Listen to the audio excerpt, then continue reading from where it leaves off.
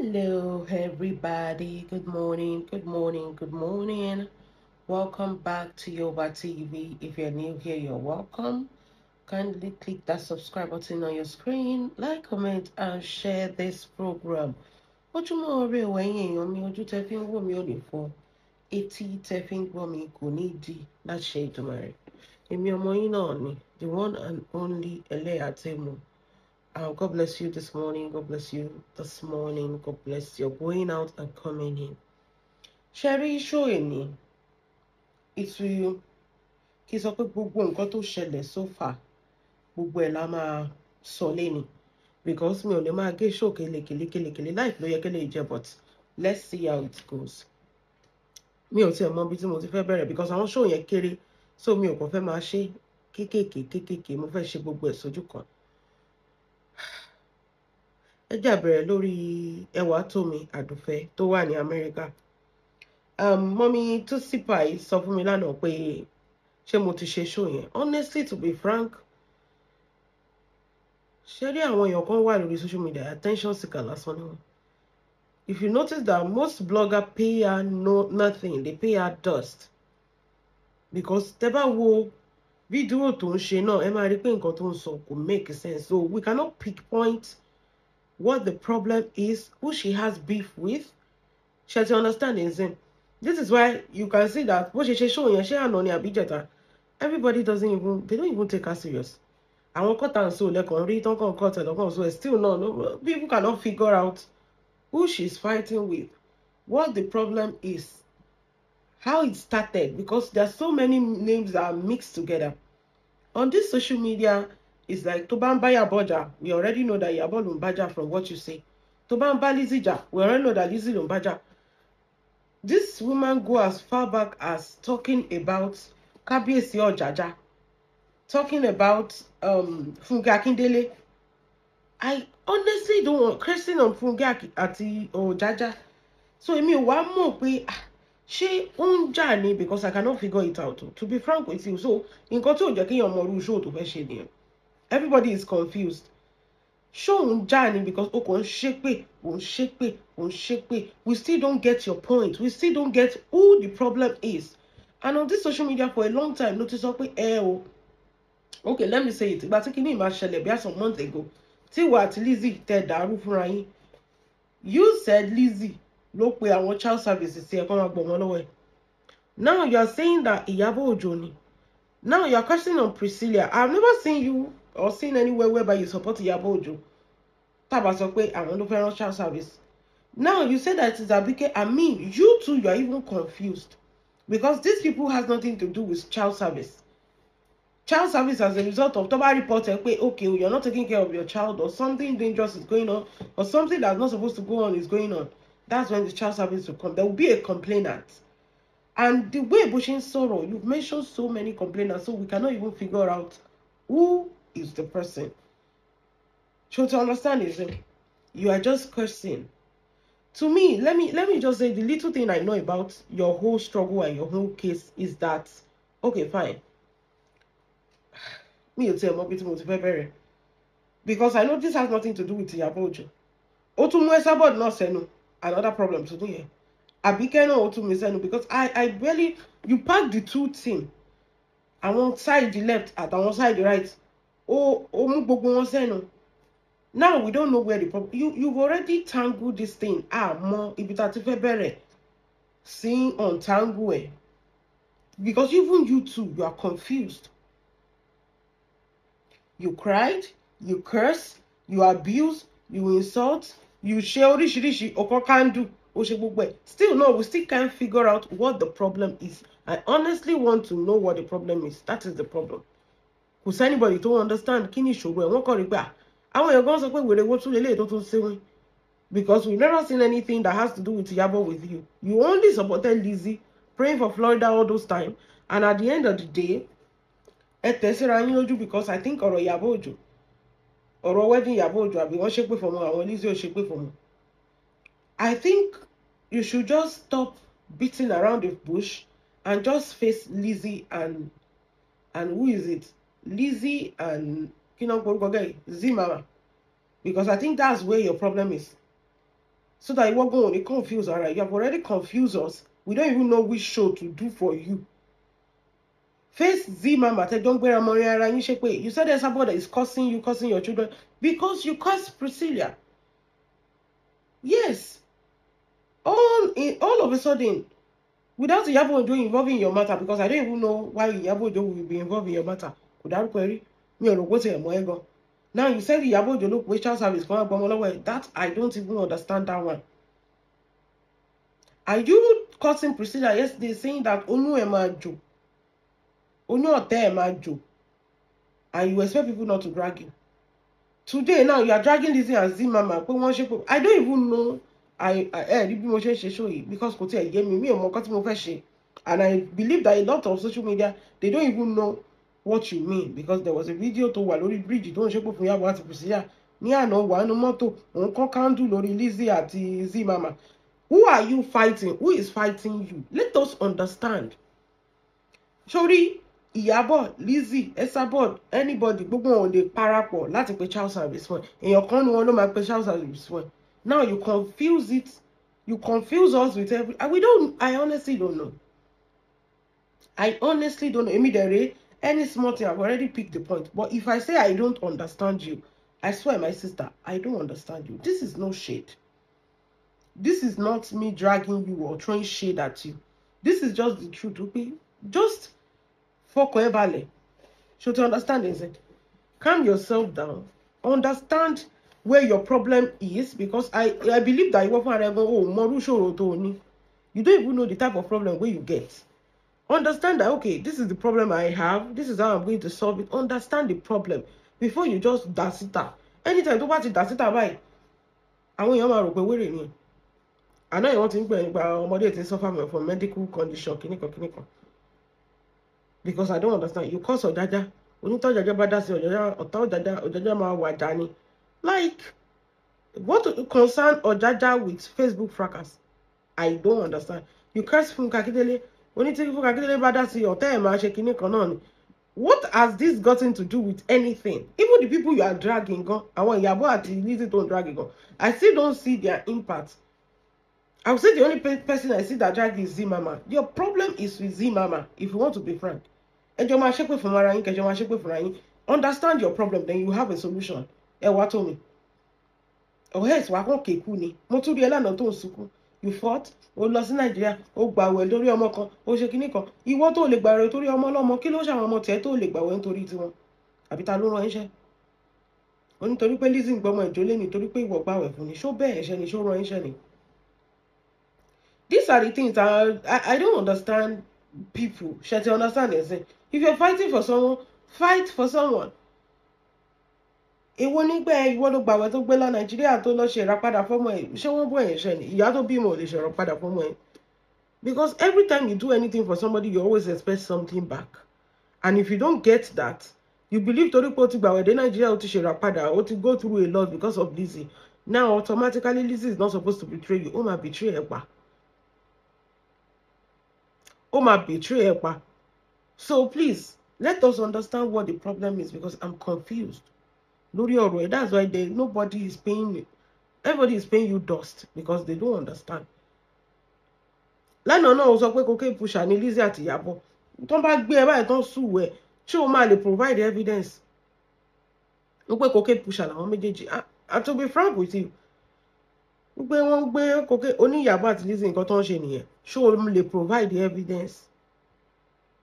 I'm not siding or blaming. I'm just like, your point is not valid. But your point is not valid.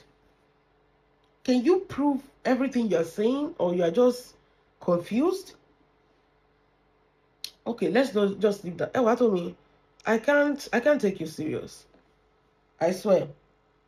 I can't take you serious. You're saying that who is fighting for you? Because anybody to fight for? Because anybody to, because you don't even know what you are fighting for.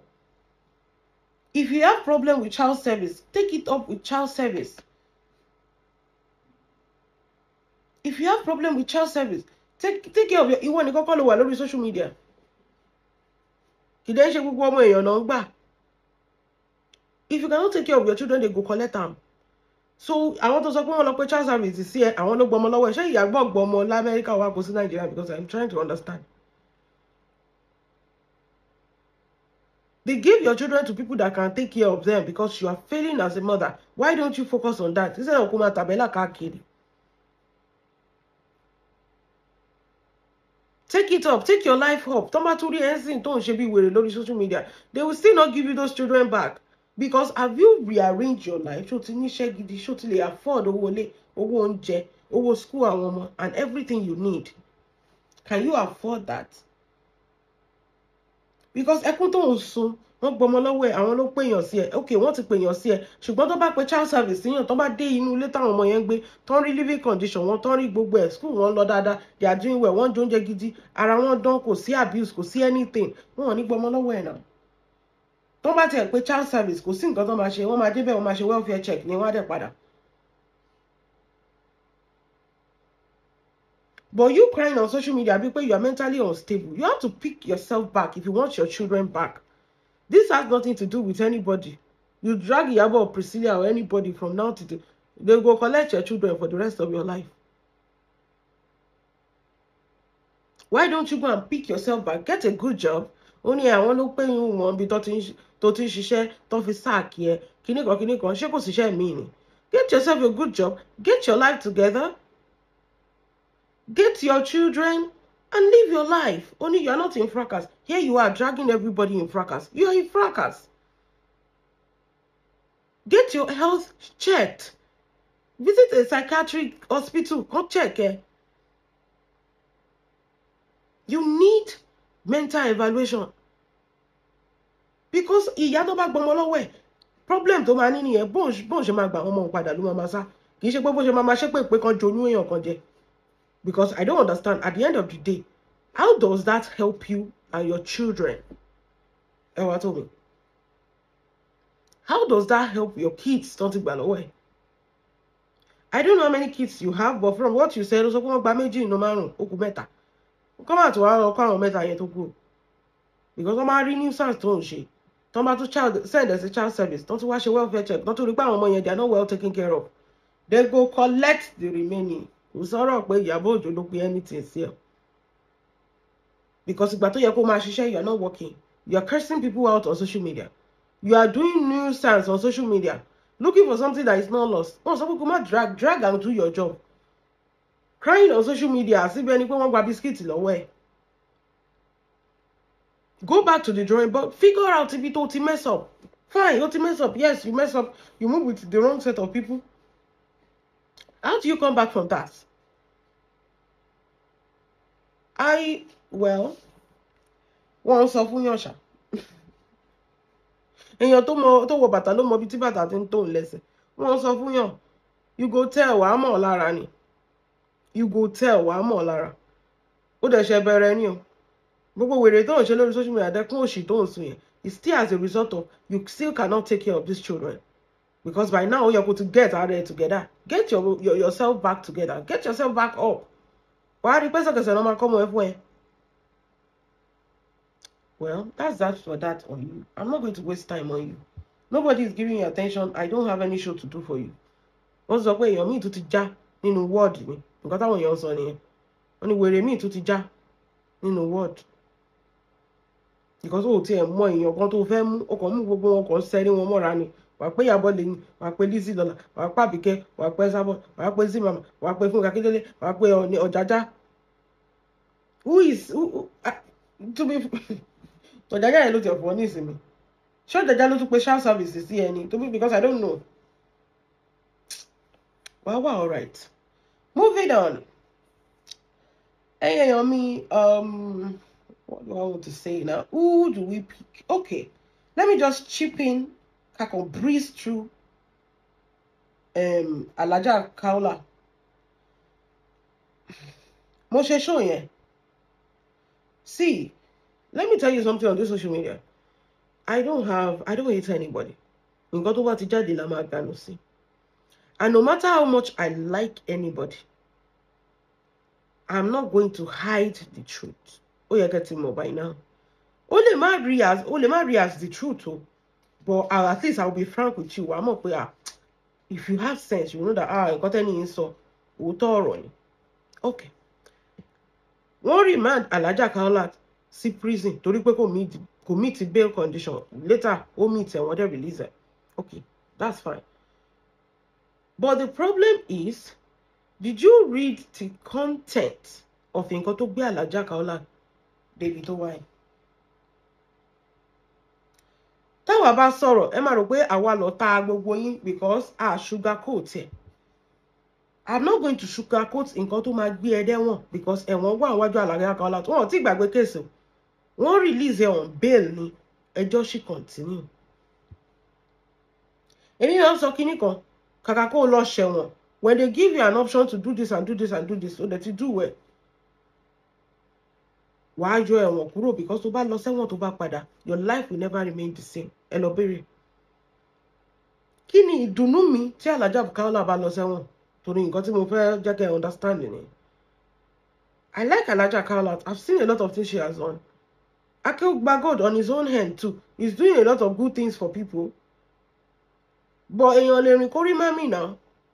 Yes, differences ti wà láàrin àwọn méjèèjì. How do we move on from there? Tó fi dé court. Tó bá jẹ́ pé àwọn àgbàlagbà, àwọn àgbà gidi, wọ́n wà bẹ́ẹ̀ ni. Wọ́n dẹ̀ bá wọn settle ẹ̀ amicably ni. Àwọn méjèèjì tó kóra wọn dé court lẹ́ni. Wọ́n ò ní kóra wọn dé court. They will never end up in court. But because gbogbo èèyàn fẹ́ ṣe mo lágbára jù ẹ́ lọ, mo ìmọ̀yàn jù ẹ́ lọ, èmi lélẹ́yìí torí ẹ̀nà ṣe dé court. Ẹ jọ kí ni ìdùnnú wa? Ìgbà tó ń kó handcuff bí ọ̀rọ̀ àǹtí ni sí ọwọ́ handcuff ni o sí ọwọ́ Alhaja Kaolat tó ń ṣọwọ́ ṣùgbùdù bí eléyìí. Ẹ jọ, were you happy? To be frank, ìgbà tí mo rí fọ́tò yẹn, ẹ̀rù Ọlọ́run bá mi, mo fò dìde lórí bẹ́ẹ̀dì ni. Pé kí leléyìí? Mo ní bóyá AI ni. To be frank with you, I wasn't happy. At the end of the day, moving on, làwọ̀ kí ni solution? Nǹkan tó tẹ́mi fi ṣe show ni. Ẹ apologize kẹ́ẹ̀dẹ̀dówó olówó padà. Kọ́níkálukú wọ́n máa rìn lọ, kọ́níkálukú ní ìrìn tiẹ̀ lọ́tọ̀ọ̀tọ̀. Ẹ apologize. Ẹ lè pèèyàn ní agbénipa. Àwọn tó máa bẹ̀rẹ̀ pẹ̀lú tí yẹn, kẹ́rò pé you can just say that and move on. Ẹni ọmọ ẹ̀yin wá sínú ilé yín from your video tẹ́ ṣe. Ẹni ọmọ ẹ̀yin wá, ẹ̀yin yẹn wọ́n sọ sínú omi tútù, ẹ̀yin rọ̀, wọ́n jù sínú omi tútù, ẹ̀yin yẹn dẹ̀ jìnnà, wọ́n fẹ́ ṣe kinní kan, Akeugba God fẹ́ fẹ́ yín tipátipá. Gbogbo nǹkan tẹ́ ń sọ yẹn àwáwí ni kò hold ní court of law. Defamation, ṣé mọ̀ nǹkan tó ń pè ní defamation? Wèrè dẹ̀ ni àwọn lọ́ọ̀yà míì, charge and bail lawyer ni wọ́n. Bó ṣe máa bá yín jẹ́, wọ́n tún máa bá yín prolong case yín. The more they prolong it, the more they get paid. Kẹ́tó mọ̀ nǹkan tó ṣẹlẹ̀, ẹ ti faṣọ péńpé roko ọba. Àwọn lọ́ọ̀yà míì gan, the opponent náà ń ṣiṣẹ́ fún. Ẹ jọ kí ni ìdùnnú wa tí Alhaja Kaolat tó bá lọ ṣẹ̀wọ̀n? Because àwọn kan sọ pé mo wà bias. Báwo mo ṣe bò wà bias? Apologize and move on. If Alhaja Kaolat don't have enough evidence láti pèèyàn ní terror, ṣé mọ̀ kẹ́ fi IST sí.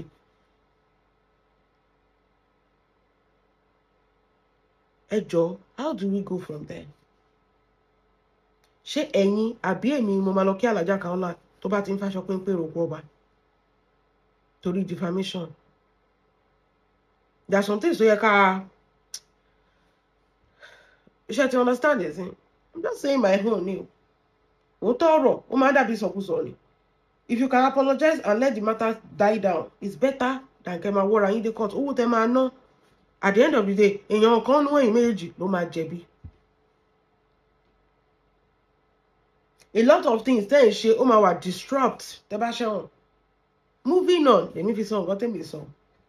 And if you don't want to move on, ṣorúkọ mi náà máa drag ní court. Àbẹ́mi mo bàbá yín ṣẹ̀wọ̀n. Àbọ̀n sọ pé mo máa visit yín. Ẹ máa ṣẹ̀wọ̀n for yourself. Bẹ́ẹ̀ mi ṣe rí ilé ayé nìyẹn. Àwọn kì í ṣe gbogbo èèyàn tó bá ṣẹ̀, ó yẹ ká ti understand by now, ni wọ́n máa ń jẹ̀yà ẹ̀ṣẹ̀ wọn. Ilé ayé ni is unfair to everybody. Kì í ṣe gbogbo èèyàn tó bá ṣẹ̀ Alhaja Kaolat, wọ́n lè ṣẹ̀yìn lóòótọ́. Kì í ṣe gbogbo èèyàn tó bá ṣẹ̀ ilé ayé ló máa jẹ̀yà. Àmọ́ iye èèyàn míì tó máa lọ scot free tí ó sì nǹkan tó máa ṣe wọn. Tẹ́ bá mọ̀ pé òkè ẹni iṣẹ́ yìí o, ẹni admissible torí gbogbo nǹkan tẹ́ ẹ̀ sọ lórí fídíò nígbà tẹ́ jáde yẹn to me is nothing. Ọ̀rọ̀ court kò ṣe court kò dé bẹ́ẹ̀ yẹn. You must have admissible evidence.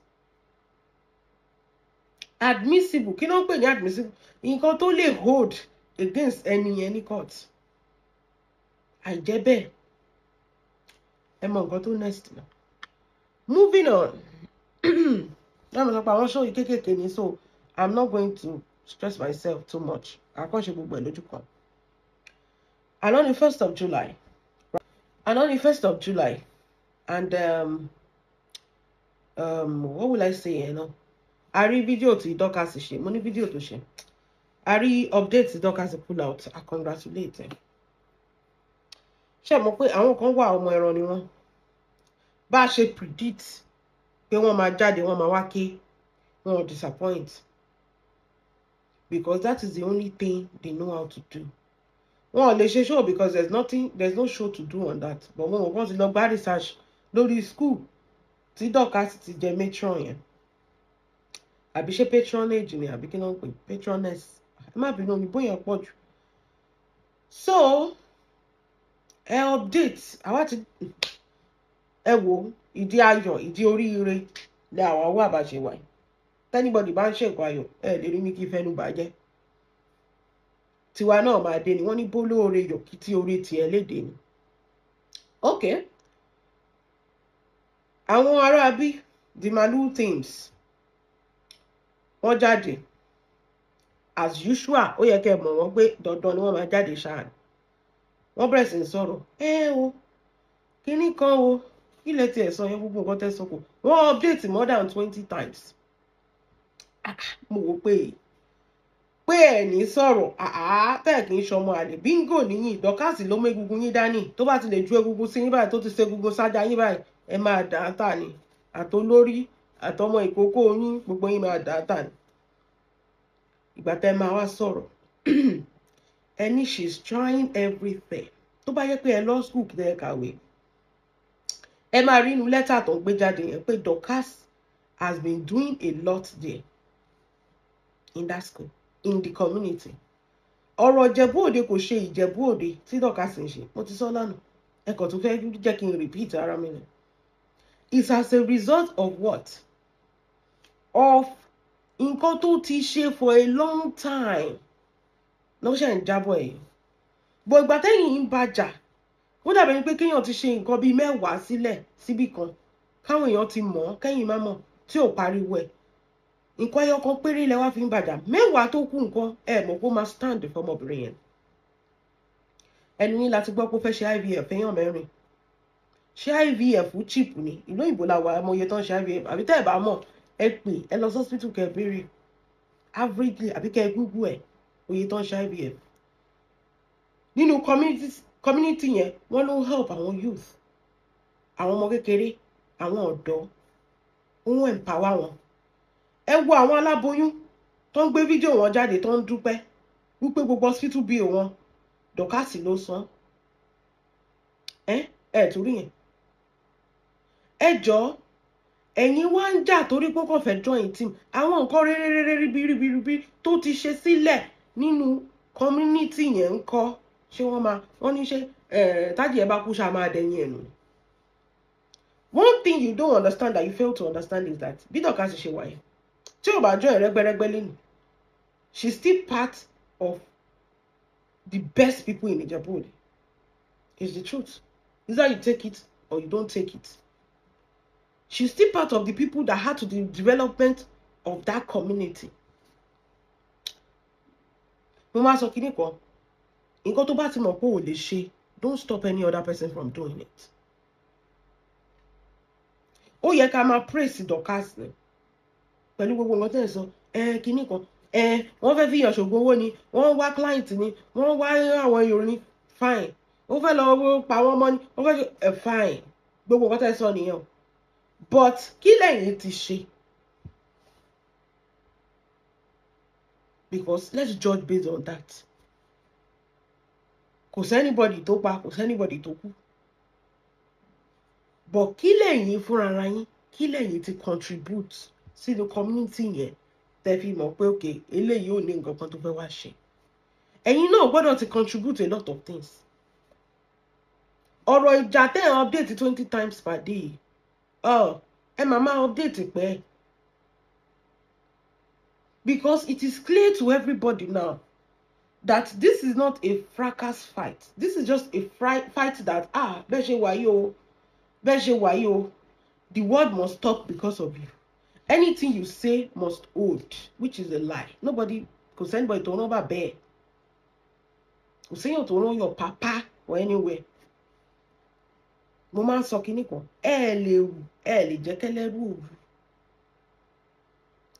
School ló gbé lẹ́tà jáde pé fún iṣẹ́ ribiribi, point yẹn ni mo fẹ́, point yẹn is mother tó o ti ń ṣe ẹ ka lẹ́tà yẹn àbẹ́ ẹ lọ school náà, so obviously torí tẹ́ bá sọ pé kéèyàn kàn ka lẹ́tà lẹ́gbàá náà máa gbé wá kó wá ka lẹ́tà. So fún iṣẹ́ ribi tó o ti ń ṣe, kì í ṣe pé tó sọ pé tó o ti ṣe, tó o ti ń ṣe as a reward of the good things you've been doing. Kì í ṣe kó ṣe ń ṣe tó o ti ń ṣe. So ọmọ yẹn ṣiṣẹ́ ribiribi, àwa ò kàn mọ̀ ni torí pé wọ́n pè sórí social media. Ẹ̀yin bẹ́ẹ̀ ṣe wà yẹn, tẹ́ bá ra ẹyin adìyẹ fún yàn, ẹ máa pariwo ẹ̀ pé odidi adìyẹ lẹ rà fún yàn. It's in the letter. Now they have to be hiding the name of the school, the name of the proprietor, the name of the teachers, the name of everybody on that school that signed, the name of the student, because amoyinu malu team gbogbo wọn lè máa kó jáde tẹ́ máa bẹ̀rẹ̀ sí drag lẹ́yọ kọ̀ọ̀kan. Ẹ drag ìyálóde lẹ́ni ọmọlọ́mọ tó jẹ́ pé ó kàn ṣò lórí ẹgbẹ́. Ẹ sọ pé ẹ máa competition fún ìyálóde. Ṣé principal school oní school ọmọlọ́mọ tó kàn ṣiṣẹ́ lẹ́ẹ̀ní drag ni. Now wọ́n ti sọ yín di wèrè òsínwín kiri wípé ẹ máa drag everybody ni. Just because you don't get what you want. Ẹ̀yin lẹ máa mess ara yín up. Ẹ̀yin lẹ mess ara yín up. Let people live their life. Just because you feel like, let me tell you some things. Èèyàn burúkú lọ́jọ́ tiẹ̀ náà. That is the truth. Just because you feel like, ọmọdé yìí, ẹ dẹ̀ ń pe Dorcas lèèyàn burúkú, and you are doing as if ẹni pé kì í ṣe pé gbogbo yín lẹ́jọ́ tẹ̀síra yín lójú. To be frank and honest, ẹ tẹ̀sí lójú, ó tẹ̀sí yín, tíìmù yín tẹ̀sí lójú, tíìmù tí ẹ tẹ̀sí yín, so 2-4 ní gbogbo ìjà tẹ̀sí jà. Before now, 2-2 ni. Ṣé ti understand this thing? Draw lẹ́jọba. So after this point, tọmọ yẹn ti jáde pé òun ò bẹ́ anybody jà mọ́, òun fẹ́ máa live life òun. We hardly even see Dorcas doing any show gan. To a ṣe show foundation ni o, a fẹ́ ṣe léyìí o, a fẹ́ ṣe léyìí fún foundation. Kò ṣe fracas yẹn, ó ti fi sílẹ̀. I was there ní ìjọ́ tó mọ̀ ẹ́ sọ pé látìgbà tí mo ti gboyè, ṣe rí mi tí mo ṣe fracas, mo sọ pé mi ì ṣe mọ́. I was there. Irọ́ ò dáa. I was there that day. Mo kàn stumble on that page ni. Ó ní mo ti sọ pé mi ì ṣe mọ́. Still no, you don't want her to go. You don't want her to live her life. You just want to, why don't you, why don't you go and live your own life? Live. Well, no, you try and backfire ni. Try backfire ni. You don't know how to live your own life, and you want to control how people live their life. No be juju be that. Because so bad people figure life with your out, you will not have time for people's life and people's effort and the things people are doing and the progress people are making. But because you cannot figure your own life out, that is why to feel ganu sọ̀rọ̀ ilé ayé Dorcas for to moye ba shu ẹ má sọ̀rọ̀, kó tọ̀ ẹ má sọ̀rọ̀, tó bá rìn ẹ má sọ̀rọ̀. Everything she does is just like you are just stuck. Bẹ́ẹ̀ ṣe wà yẹn ẹ ti gbé camera. Mi ò mọ̀ bí tẹ́ ti ní hide the camera sí lára Dorcas. So that I'm a monitor it. She should breathe, you go talk. It's giving stalker syndrome. If you had figured life out, tó bá jẹ́ pé bẹ́ẹ̀ ṣe sọ pé ẹ mọ̀yàn tó, ẹ lówó tó, ẹ̀yin lẹ ń control gbogbo wọn lórí Facebook. Ẹ̀yin ló yẹ kó máa fún ní patronage lénìí. Rí bẹ́ẹ̀. Ẹ̀yin ló yẹ kó máa pè pé aunty mi, ẹ̀yin ni o, ọpẹ́lọpẹ́. Kò sẹ́nibody ní anywhere ní around Ìjẹ̀bú Òde yẹn àti agbègbè ẹ̀ tó ń sọ pé àwọn ọmọ yìí kò sí nǹkan ẹyọ kan tẹ́ ẹ ti ṣe fún wọn bẹ́ẹ̀ ṣe sọ pé ṣé great grandfather yín ló gbàbẹ̀ kọjá ni. kò sẹ́nibọ́dì tó lè sọ pé nǹkan ẹyọ kan tó máa tọ́ka sí ni pé landmark àǹtí mi lélẹ̀ tó ti ṣe. ò lè ayé ò lè náà. To be frank, ayé ò lè. Tẹ́ bá ṣe wọ́n máa sọ. Kò sí kí ló fẹ́ fi pamọ́ mẹ́. Ẹ̀yin gan fara yín gan máa sọ torí ẹ̀ ní jẹ́ ká sùn lórí social media. Na una go talk am pé ẹ wo mo ní kẹ́ ẹ fún yàn lẹ́yìn adìyẹ. Ẹ máa sọ pé odidi poultry lẹ rà fún yàn ní lórí social media. Ṣáà mọ̀ yín ni. That's what you will say. Ẹ máa ti rọ́ọ̀bù ẹ̀ sí everybody lójú. Nǹkan kékeré tí dọ́kà sì ṣe yẹn, oyè tó gbà yẹn, tó bá jẹ́ ẹ̀yin, ní sùn lórí social media àǹtí mi. Mo mọ̀ yín dáadáa before today, so I know what I'm talking about. Tó bá yẹ pé ẹ̀yin ni, we will not go sleep on this social media. Ẹ̀yin tẹ́ ẹ̀ tí ì jẹun lórí, tẹ́ ẹ ti gbádé sórí. Ẹ̀yin tọ́ ọ̀ tí ì fẹ́. Ẹ má jẹ́ sọ̀rọ̀ o. Ṣé understand this? Ó máa dàbí dragging. Ẹ gbọ́ kúkú òjò, ẹ dominú agbádá. Ẹ ti ń kóyún sórí, kóyún sọ́wọ́. Wọ́n ti sanwó orí yín.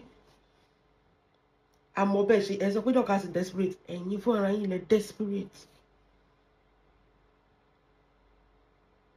And we used to see more. Understand pé we used to see through you. Move yín, gbogbo ayé ló ti mọ move yín. Wá ti mọ next step tẹ́ máa take àti mọ̀. Àti mọ move tẹ́ máa take. Àti mọ nǹkan tẹ́ máa ṣe. Àti mọ bẹ́ẹ̀ ṣe máa sọ̀rọ̀. Àti mọ bẹ́ẹ̀ ṣe máa ronú. So people are just ẹ jẹ́ a máa wò. Wọ́n máa tó dá síta. 20 updates for just a matron. Tí Dorcas bá wá jẹ governor nǹkan. A máa rí 5,000 updates o. Something is a just let it go, because we're chasing bomb bed. Just let it go. You are so predictable. Kí ló dé? You are so predictable. Wọ́n lè predict yín ẹni yẹn. Kí lorúkọ yẹn náà? Ọmọọlá. Yeah, Ọmọọlá. Ó dẹ̀ ti kọ síbẹ̀ lánàá. Lórí Facebook Ọmọọlá. Ó ti kọ síbẹ̀ lánàá. Mo ní àná àwọn kan ò ní fẹ́ ṣẹ̀sìn náà, àwọn akọ̀rọ̀ ajẹ́kẹ́lẹ́ ìlọ ni. Kẹ́ tó mọ̀ nǹkan tó ṣẹlẹ̀. 20 updates ni o. Not to press updates. La bubu. You are doing everything to stay in regbe. Ṣé mọ̀ pé regbe has nothing to do with institution, like educational institution. Regbe is just like a group, like a hobby group. So you're going to feel like, I love how this group behave. This is the group I want to be associated with. Institution, educational institution is way different. Oh, lè sọ pé o fẹ́ lobby wọlé. Oh, lè gbóbò wọlé. Oh, lè mọ̀yàn wọlé. Is based on what you have done for the student and the pupil. Ní gbogbo àwọn teachers àtàwọn committee wọ́n máa fi jókòó pé nǹkan ọmọdé ìdẹ́ ń gbìyànjú o. Ẹ jẹ́ a fi ṣe nǹkan bí eléyìí tó honor. Ó sì máa gba honorary degree o, Dorcas. This is one thing you don't understand. That is not about opening your leg. Opue every time. It's more than that. Some people really put in the work, which you cannot do. Some people put in the work, you don't understand. Oh, I understand. Yàtọ̀ sí pé kí o ṣì tán lẹ̀ èèyàn, you don't understand. That some people actually work hard. Understand. People work hard. Some people actually care about people. But then IVF. Ẹ sọ oríṣiríṣi ọ̀rọ̀ nípa IVF. Ẹni IVF yẹn wọ́n fẹ́ lọ máa yọ organ ni o. Wọ́n ní mo wá sọ kíní kan fún yín, nǹkan tí mo fi kanta yín. Ní pé okay, Dorcas promise àwọn ọmọ rẹ́gbẹ́rẹ́gbẹ́ ní IVF. Okay. Ẹni wọ́n fẹ́ yọ organ. Tí Dorcas bá kówó fún wọn ńkọ́ tí ò yọjú síbẹ̀. Tó sọ pé okay, ẹ lọ ṣe níbi tó bá ti wù yín. Ẹ rò débẹ̀. Báwo náà ṣe tún fẹ́ yọ organ? I'm telling you the truth. tó bá fún ìyá ẹgbẹ́ lówó pé ó yá owó IVF wọn leléyìí o ẹ sọ fún àwọn ọmọ ẹgbẹ́ kan lọ hospital tó wá wọn kan lọ ṣe IVF wọn ẹ jọ ìbò ṣé dọ́kàtà tó fẹ́ wá yọ organ. If you think about this thing, this lady is not even in Nigeria. Báwo náà ṣe fẹ́ yọ organ? IVF is an injection. You have to read before you come out on social media to rant. Kì í ṣe major surgery pàṣẹ. Kì í ṣe pé wọ́n máa lanú wọn tó máa kọ́ ọmọ síbẹ̀. In fact, injection yẹn gan, àwọn ló tún máa administer ẹnu ilé by themselves. Tó bá ti ń ovulate, wọ́n ti máa count ẹ̀. They will be administering the injection by themselves. Wọ́n tó bá kàwé, wọ́n tó bá lè ṣe ni o. I've seen a lot of people got pregnant like that by themselves. Àwọn kan prefer láti máa lọ hospital. It's not like a big deal. But just because okay, if you don't want Dorcas to promise IVF, why don't you people promise the IVF? It's simple. Kì í ṣe pé ọ̀rọ̀ dragging. Ẹ̀yin ò ṣe torí pé ẹ fẹ́ kó gba ti Dorcas kọjá. Dorcas ń ṣògùn, ó fẹ́ pa wọ́n ni. Okay, fine, àti gbọ́. Let us leave Dorcas. You people come and do it. Ẹ lè ṣe. You cannot help people, and you want to stop the people that can help them. Ẹ jọ̀ọ́, no be juju be that. You can't help these people, and you don't want them to get assistance from ibi tó ti lè get it. No be juju be that. If you think about the people tó fẹ́ ràn lọ́wọ́, most of them were childless for 15 to 20 years. Tó ti ń wojú Ọlọ́run fọ́mọ. You don't know how IVF is expensive. You don't, because thingy tó bá ṣá ti lè fún yín ní $100 tó ti nà yín fẹ́lẹ́fẹ́lẹ́ tẹ́ ti gba $100 ẹ ti jẹun lóṣù yẹn ni, there's no problem. You never work for anything, you never ask for anything, you know that your puna is enough to service you. This is why you cannot understand that some people actually care about others. Ẹ wo àwọn ìyá ọlọ́mọ àwọn tó ti bímọ tó ń gbé jáde lẹ́nu ọjọ́ mẹ́ta, that they were thanking Dorcas. Àtọjọ́ tẹ́yìn ti joyè tiyín níbi tẹ́ ti lọ joyè. Aṣọ là ń rí. Aṣọ ọ̀pá méjì tó fi rán gown búbù. What have you used your whole year to do for the community tẹ́ ti joyè? At least ibẹ̀ yẹn la máa ti kọ́kọ́ rí. We have not seen you done any empowerment. We have not seen you do any. Ẹ̀yin lè dẹ̀ fẹ́ lọ máa ganu sí ẹgbẹ́ ẹlẹ́gbẹ́ wípé nǹkan tó yẹ kán gbà ní, kò yẹ kán gbélé, kò yẹ kán gbélé. Ẹ̀yin dẹ̀ rèé ibi tẹ́ ti joyè. Ìlú tí ò ṣèlú yín tẹ́ ti joyè. Kí lẹ̀yin ṣe síbẹ̀? Let's be frank. This is not dragging, it's just the truth. This is not one-sided kini. Òótọ́ ọ̀rọ̀ la jọ ń bára wa sọ yìí. Èmi ò hate yín o, kí mo fẹ́ hate yín fún. Mi ìkórìíra yín náà. For the longest time on this social media, you are the one person that I love. A lot of people left me because of you. Because they don't understand that what I'm saying and what I'm doing is just as a result of I've been saying it. Leave this girl alone. Focus on your focus. Focus on the things you can do. Tell about okay, any so be ele ayé ṣe ń dá lélé yo. Dorcas fẹ́ ṣe IVF fẹ́yàn mẹ́rin. Tẹ́yìn náà bá ṣe fẹ́yàn méjì. Kalas. Ilé ayé ń dá náà ni. Tẹ́mi náà tó bá yẹ pé yàn kan ni mo agbára mi gbé. Tẹ́mi náà ṣe IVF fẹ́yàn kan. Tẹ́lòmíì sọ pé okay o, donations la fẹ́ máa ṣe. Tẹ́lòmíì náà ṣe donations. Ilé ayé ń dá díẹ̀díẹ̀ náà nìyẹn. But ẹ̀yin mọ̀ pé you cannot afford that. And you don't want the person that can afford that to do it just because you're fighting the person. Have you forgotten pé ibi tí erin méjì bá ti ń jà, koríko ibẹ̀ ló máa ń jẹ̀yà ni ló máa ń suffer. Àwọn tó máa gba ìrànlọ́wọ́ ilẹ̀ fẹ́ suffer. Ẹlòmíì látara Dorcas lọ́nà tí máa gbóhùn àdúrà ẹ̀. You still don't want that to happen. Just because you're fighting Dorcas. If I see people that can benefit from Dorcas, why will I stop it? And gbogbo nǹkan tẹ́ ń sọ kì í ṣe nǹkan tó ti ṣẹlẹ̀. You are saying nǹkan tó lè ṣẹlẹ̀ léléyìí o, wọ́n lè yọ organ. Organ mélòó ló ti yọ? Let's be frank. Organ mélòó ló ti yọ? wọ́n lè fi wọ́n ṣòwò oògùn owó mélòó ló ti ṣe tó bá yẹ pé dọ́kàsì jẹ́ ọkọ̀ báyìí bí ó lọ ra private jet àbó lọ ra cyber truck a sọ pé òótọ́ ni ó fi ọ̀ṣọ̀ gbogbo she doesn't live above her means. She lives like a regular person. She doesn't do anything extra or excessive. She doesn't. Kì í ṣe èèyàn tó ń ṣe anything extra mi rí ṣe mọ pompous life àbí over kìíní rí tí wọ́n máa good hair ni. Dorcas has lived like a normal person. She lived like a normal. She doesn't even boast. Instead of her boasting, owó yẹn ló fi ràn àwọn èèyàn lọ́wọ́. But mo dẹ̀ mọ̀ pé tí tébù yẹn bá tán tó bá yẹ pé ẹ̀yin lẹ wà ní position tí Dorcas wà lẹ́nu ẹ̀yin ò ní ràn àwọn pípọ̀ yẹn lọ́wọ́ ẹ máa gbá gbogbo ẹ máa wá gbogbo ẹ̀ sórí ni ẹ máa wà sára ni ẹ máa fi ra lẹ̀kẹ̀ ẹ máa fi ra dé láàlì express ni. She lived like a regular person. She doesn't even live like somebody that is doing foundation. I swear. Àwọn kan tí ò tó Dorcas náà ṣe gbogbo nǹkan tó Dorcas gan. Wọ́n ṣe máa kápá sókè ni ẹ máa gbọ́ mommy.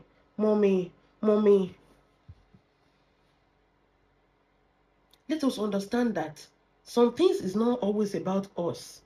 It's about other people.